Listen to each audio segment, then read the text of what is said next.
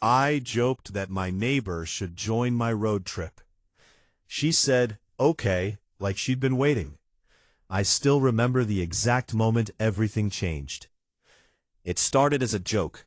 I was loading camping gear into my old SUV on a quiet Saturday morning. My plan was simple. Disappear for a week. Drive wherever the road took me. Forget work, forget stress, and spend some time alone.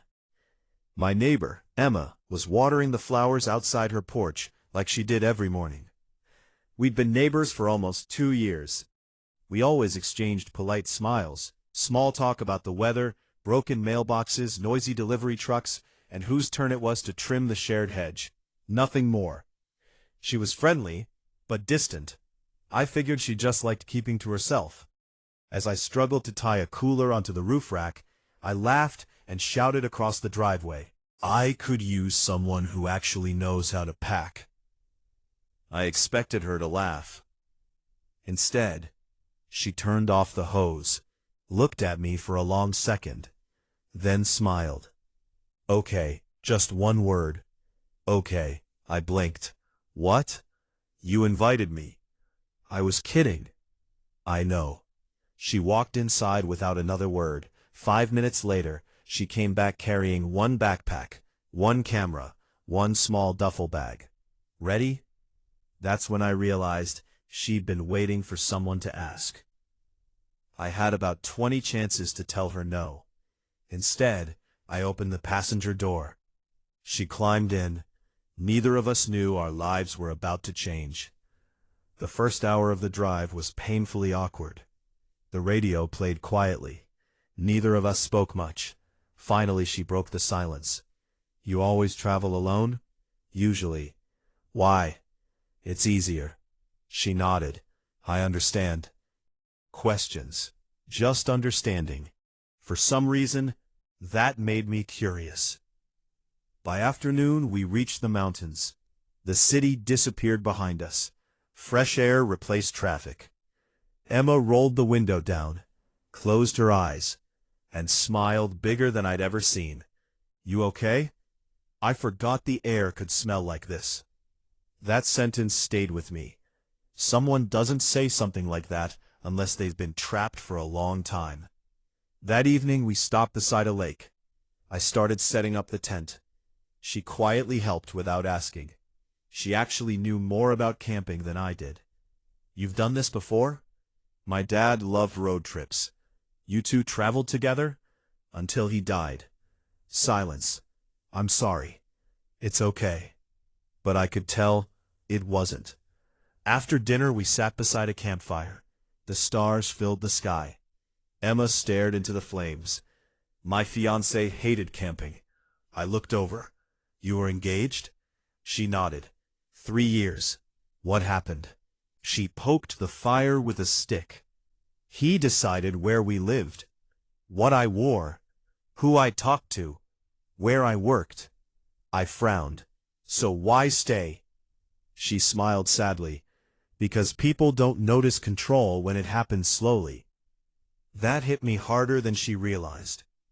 The next morning, we drove deeper into the mountains. We stopped at waterfalls, small diners, hidden viewpoints. Every stop revealed a different version of Emma. She laughed. She sang badly with the radio. She danced while waiting for coffee.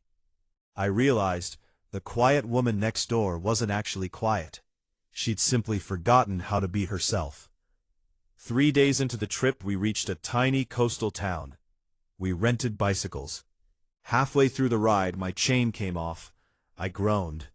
Emma laughed so hard she nearly fell off her bike. "What?" "You finally look human." "What does that mean?" "You always act like you have everything under control." "I usually do." "No." She smiled. "You pretend you do." And she was right. That night we walked along the beach. The waves crashed softly. Emma suddenly asked, "Why did you really take this trip?" "I told you," I said. "To relax?" I sighed. "No." She waited. "My divorce was finalized 2 months ago." She didn't interrupt. I spent 12 years trying to make a marriage work. I forgot who I was. Emma looked toward the ocean.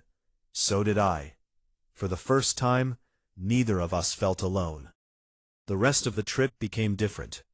We stopped rushing.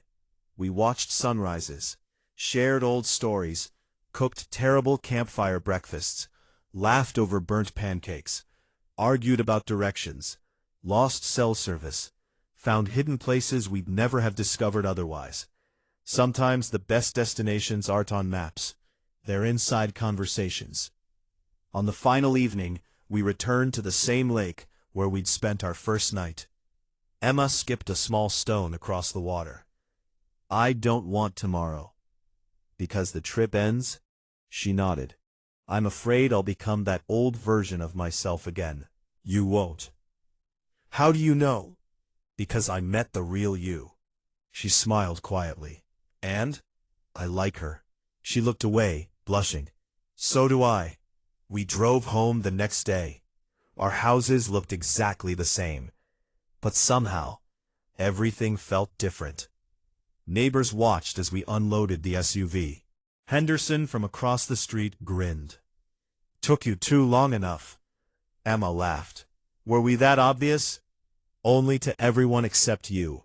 We both burst out laughing. A week later, she knocked on my door, holding 2 coffees. No road trip today, she said, but maybe a walk? That walk became dinner. Dinner became weekends together. Weekends became holidays. Months later, we packed the SUV again. This time, it wasn't a joke. As we pulled away, Emma smiled and squeezed my hand. You know, I'm really glad you made that terrible joke. I smiled. I'm really glad you answered it. Sometimes the smallest invitation changes everything. Not because you planned it, but because someone had been quietly waiting for a reason to say, okay.